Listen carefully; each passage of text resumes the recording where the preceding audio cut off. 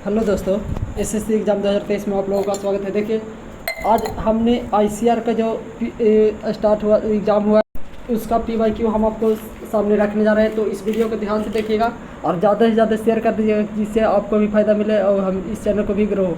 चलिए स्टार्ट करते हैं। पहला क्वेश्चन है कि भारतीय अंतरिक्ष अनुसंधान दैट इज इसरो की स्थापना 15 अगस्त 1969 ईस्वी में हुआ था। इसका मुख्यालय कहाँ है बताइए? तो बेंगलोर में। इसका मुख्यालय कहाँ है? बेंगलोर में। देखिए, इसरो द्वारा हाल ही में मार्च 2023 में कौन सा लॉन्च हुआ था? LVM-3 India 2। और चंद्रयान कल ही लॉन्च हुआ है 14 जुलाई 2023 को। उसका नाम था LVM-3 M4। याद रखिएगा, उसका रॉकेट का नाम क्या था? LVM-3 M4, जिसे चंद्रयान 3 लॉन्च हुआ। चंद्रयान 3 लॉन्च हुआ। चलिए अगला नेक्स्ट क्वेश्चन क्या है? महात्मा गांधी ने किस वर्ष असहयोग आंदोलन को वापस लेने का निर्णय लिया?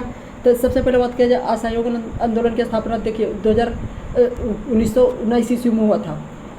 1919 ईस्वी में बॉम्बे में हुआ था। इसमें मेन रूप से क्या था कि जब तुर्की में जो शासक थे मुस्लिम, उसको अंग्रेज हटा रहा था, तो अली बंधुओं द्वारा स्टार्ट किया गया था। ये सैयद बंधुओं द्वारा स्टार्ट किया गया था। तो उसी का सहयोग करने के लिए महात्मा गांधी ने शुरू किया था असहयोग आंदोलन। तो उसमें क्या हुआ था कि उन्होंने कहा था कि कोई हम अहिंसक रूप नहीं लेंगे, लेकिन चौरी चौरा कांड 1922 ईस्वी में होने के कारण इस आंदोलन को वापस ले लिया गया 1922 ईस्वी में। अगला क्वेश्चन क्या है कि निम्न में से कौन सा गुण पदार्थ का भौतिक गुण को प्रभावित नहीं करता? तो देखिए, द्रव्यमान एक प्रकार का भौतिक है कि आप उससे पता लगा सकते हैं कि कितना स्थान घेर सकता है। फिर ज्वलनशीलता नहीं बताता, गलनांक भी बताता है, मेल्टिंग पॉइंट, और उसका रंग भी बताता है, उसका भौतिक गुण बताता है। ज्वलनशीलता उसका रासायनिक गुण बता सकता है, लेकिन भौतिक गुण नहीं। राष्ट्रीय खेल पुरस्कार गुरु नानक देव विश्वविद्यालय को अमृतसर में कौन सा पुरस्कार मिला? तो कौन सा पुरस्कार मिला? तो मौलाना अबुल कलाम आज़ाद ट्रॉफी मिला। देखिए, पूछ सकता है कि मौलाना अब्दुल कलाम आज़ाद ट्रॉफी का संबंध किससे है? तो खेल से संबंधित है। अगला क्वेश्चन क्या है कि भारत के पड़ोसी देश के साथ सीमा की दूसरी सबसे अधिक सीमा की लंबाई किसके साथ साझा करता है? तो सबसे ज़्यादा साझा करता है बांग्लादेश के साथ 4096 किलोमीटर, फिर दूसरा चाइना के साथ 3488 किलोमीटर, तीसरा पाकिस्तान के साथ 3323 किलोमीटर, फिर चौथा नेपाल के साथ, फिर म्यांमार के साथ, फिर भूटान के साथ, फिर अफगानिस्तान के साथ। तो देखिए कुछ होता है बचपन में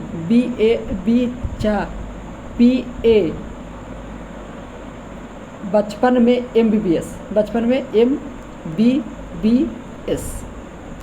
चलिए स्टार्ट हो गए। याद रखिएगा, सबसे पहले बांग्लादेश, फिर चाइना, फिर पाकिस्तान, फिर नेपाल, फिर म्यांमार, फिर भूटान, फिर अफगानिस्तान से मात्र कितना साझा करता है? तो 106 किलोमीटर। कोल इंडिया लिमिटेड की सहायक इंडिया जुलाई 2024 में कितने नए सैन्य संयंत्र खोले गए हैं? तो 5। ये करेंट अफेयर्स है। देखिए, जुलाई 2024 तक खोला जाएगा। तो ये अभी जब तक जुलाई 2024 पार नहीं हो जाता, जब तक ये इम्पोर्टेंट है आपको। कोल इंडिया लिमिटेड एक प्रकार का महारत्न कंपनी है। कोल इंडिया लिमिटेड भारत सरकार द्वारा केंद्रीय भारतीय भाषा संस्थान मैसूर की स्थापना किस वर्ष की गई थी? तो 1969 ईस्वी में। देखिए, यही वाला क्वेश्चन पूछा है एक अगला शिफ्ट में। देखिएगा कि कहेगा कि कौन भाषा संस्थान का मुख्यालय कहाँ है? तो उसमें दिया था कर्नाटका, ऐसा दिया था। ये कल क्वेश्चन बता सही होगा यार। अगला क्वेश्चन क्या है? हम बार बार बताते हैं, दिल्ली सल्तनत में किस सम्राट ने टक्का चांदी का चलाया था और जितल तांबा का चलाया था? किसने सिक्का चलाया था? इल्तुतमिश के द्वारा चलाया गया था। अगला क्वेश्चन है, मनोरंजन उद्योग बच्चों की भागीदारी से संबंधित दिशा निर्देश किसके द्वारा जारी किया जाता है? तो NCPCR के द्वारा।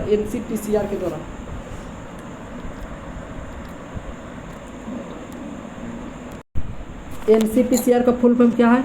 NCPCR, N से मतलब हो गया, पहला N से हो गया नेशनल, C से कमीशन, P से प्रोटेक्शन ऑफ चाइल्ड राइट्स। याद रखिएगा। अगला क्वेश्चन क्या है? निम्नलिखित में से किस प्रकार की चट्टानें में कोयला 98% निक्षेप पाई जाती है? तो गोंडवाना के चट्टान में। गोंडवाना की चट्टान कहाँ पाया जाता है? बीच वाला क्षेत्र है ना, MP सम जो महाराष्ट्र वाला क्षेत्र, गोंडवाना के क्षेत्र के अंतर्गत आता है। अगला क्वेश्चन क्या है कि स्कूल दिवस और शैक्षणिक वर्ष के संबंध में 2023 में राष्ट्रीय पठ चर्चा रूपरेखा के अंतर्गत दिशा निर्देश के अनुसार किस दिन विद्यार्थियों को कोई सीमा नहीं रखी जाती है? तो शनिवार को ऐसे विद्यार्थी के लिए खेल दिवस के रूप में मनाया जाता है। स्कूल में, हर स्कूल में खेल के लिए छूट दिया जाता है। अगला क्वेश्चन है आपका कि निम्नलिखित में से कौन सा पदार्थ में प्रोटीन का कोई स्रोत नहीं होता? तो आंवला में क्या होता है? विटामिन सी होता है। आंवला में क्या होता है? विटामिन सी होता है। फलिया में होता है दाल जिसको कहते हैं। दूध में होता है प्रोटीन, और मछली में होता है प्रोटीन। मछली के तेल में प्रोटीन नहीं होता। अगला क्वेश्चन है वित्तीय प्रौद्योगिकी फर्म वेलोसिटी द्वारा प्रारंभ किया गया भारत की प्रथम चैट जीटीपी का नाम क्या है? लेक्सी। चैट जीटीपी का नाम क्या है? भारत के द्वारा शुरू किया गया सबसे चैट जीटीपी का नाम क्या है? लेक्सी। याद रखिएगा, करंट अफेयर्स का क्वेश्चन ही। जनगणना 2011 के अनुसार भारत में अनुसूचित जातियों का लगभग कुल कितना संख्या है? देखिए, अनुसूचित जाति में एसटी, जनजाति में एसटी होता है, इसका 8.6% है। अगर प्रतिशत में पूछा तो, और एससी की संख्या होता है 16.6%। SC 16.6%, ST 8.6%। देखिए, दोगुना सीधे जा रहा था। अगर एससी में जनसंख्या पूछेगा तो टोटल कितना हो जाएगा? 20.84 करोड़ हो जाएगा। 20.84 करोड़, दोगुना से थोड़ा सा कम है, तो दोगुना ज़्यादा है। अगला क्वेश्चन है कि अकबर के बाद मुगल बादशाहों में कौन सा सही क्रम बताइए? अकबर के बाद, तो देखिए, अकबर के बाद जहांगीर बना, जहांगीर के बाद शाहजहाँ, शाहजहाँ के बाद औरंगजेब, फिर आगे उसी प्रकार से उत्तरी भारत में चलने लगा। राजस्व घाटे की गणना कीजिए। राजस्व घाटे में क्या? राजस्व व्यय माइनस प्राप्ति। घाटा तब होता है जब आप कमा रहे हैं कम और खा रहे हैं ज़्यादा, तो घाटा हो जाएगा। तो राजस्व घाटा क्या हो गया? व्यय ज़्यादा हो गया और प्राप्ति कम हुआ, तो राजस्व घाटा हो गया। अगला क्वेश्चन है कि मार्च 2023 में IBM महिला मुक्केबाजी चैंपियनशिप लवनीना बोरगोहान का संबंध किस खेल से संबंधित है? तो बॉक्सिंग से संबंधित है। और किस वर्ग के श्रेणी में स्वर्ण पदक जीते हैं? तो 75 किलोग्राम। और वही अगर पूछेगा कि ओलंपिक में कितने किलोग्राम बार भाग में जीते थे रजत कांस्य पदक? तो 69 kg में। याद रखिएगा। अगला क्वेश्चन क्या है कि अधिकांश लोगों को भूमिज भाषा बोली जाती है, कहाँ बोली जाती है? तो झारखंड में कौन सा भाषा बोला जाता है? भूमिज भाषा। और मध्य प्रदेश में बोला जाता है लोहड़ी भाषा। लोहड़ी भाषा कहाँ का है? तो मध्य प्रदेश का। याद रखिएगा, लोहड़ी भाषा। अगला क्वेश्चन क्या है? भारतीय विज्ञान संस्थान ISSC ग्लोबल एलायंस सहयोग से मोरक्को इनोवेशन फाउंडेशन द्वारा तैयार किए गए 2023 में रिपोर्ट के अनुसार देश की कौन 3 राज्य में भारत के उत्पादन का कुल प्लास्टिक कचरे का 38% योगदान देता? मतलब जितना भारत में प्लास्टिक कचरा उत्पादन होता है उसका 38% कहाँ? महाराष्ट्र, गुजरात और तमिलनाडु। इसलिए इस बार पर्यावरण दिवस का थीम क्या है? Beat plastic pollution. Beat plastic pollution, याद रखिएगा। पर्यावरण दिवस का मनाया जाता है 5 जून, उसका थीम क्या है? Beat plastic pollution. एक क्वेश्चन से आपको एक्स्ट्रा फैट बहुत सारा दिया जाएगा, टेंशन नहीं लीजिएगा। किसी भी अर्थव्यवस्था में मुद्रा आपूर्ति कितने घटक होते हैं? तो 2 घटक होते हैं, M4 M3। देखिए, M4 देखिए 4 प्रकार के मेनली घटक होता है। जिस मुद्रा आपूर्ति के लिए 2 घटक है, लेकिन मुद्रा में जैसे देखिए M0 भी होता है, M1 भी होता है, M2 भी होता है, M3 भी होता है, M4 भी होता है। और सबसे सुलभ अगर बात किया जाए तो M3 और M4, और अगर सबसे दुर्लभ बात किया जाए तो M1 और M2 होता है दुर्लभ मुद्रा। भारत की जनगणना 2011 के जनगणना के अनुसार किस राज्य केंद्र शासित प्रदेश में साक्षरता सबसे अधिक है? तो गोवा में काम है। पूछा सबसे साक्षरता कम है तो कहाँ? गोवा। ऑप्शन के अकॉर्डिंग ऐसे तो बात किया जाए तो बिहार में साक्षरता सबसे कम है। अगर मैक्सिमम की बात किया जाए तो केरला में, और सबसे यूटी में सबसे मैक्सिमम लक्षद्वीप में। अगला क्वेश्चन क्या है कि सड़क एवं परिवहन राज्य मंत्री नितिन गडकरी द्वारा फरवरी 2023 में शुरू की गई भारत की पहली क्लाउड आधारित हवाई यातायात का नाम क्या है? जो मानव रहित हवाई यातायात को मानव युक्त मिशन बनाएगा, तो उसका नाम है स्काई UTM। स्काई UTM, याद रखिएगा। फरवरी 2023 का। अगला क्वेश्चन है 1923 में कांग्रेस के काकीनाडा अधिवेशन किसने कहा था कि हमारा स्वराज सभी राज्य का होना चाहिए? किनका कहना? मौलाना मोहम्मद अली का कहना था। 1923 के अधिवेशन कहाँ हुआ था? सबसे पहले पूछेगा कि 1923 का अधिवेशन कहाँ हुआ था? तो काकीनाडा में हुआ था। इसमें किसने कहा था कि हमारा स्वराज है और सभी का राज होना चाहिए? तो किनका कहना था?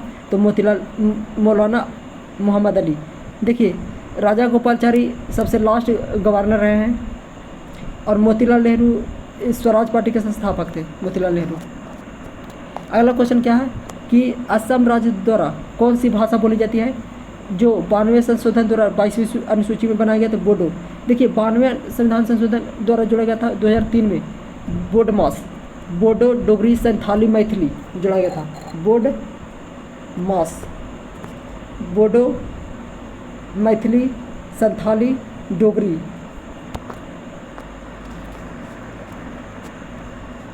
अगला क्वेश्चन है नीरज चोपड़ा इतिहास में डायमंड लीग में स्वर्ण पदक जीतने वाले पहले खिलाड़ी बनेंगे। भारत के लिए पहले खिलाड़ी बन गए कौन? तो नीरज चोपड़ा। नीरज चोपड़ा ने कितना मीटर का भाला फेंका था? तो 87.58 ओलंपिक में भाला फेंककर गोल्ड मेडलिस्ट जीते थे। तो आपको इन्फॉर्मेशन कैसा लगा? अगर अच्छा लगा तो लाइक कीजिए, चैनल को सब्सक्राइब कीजिए। धन्यवाद।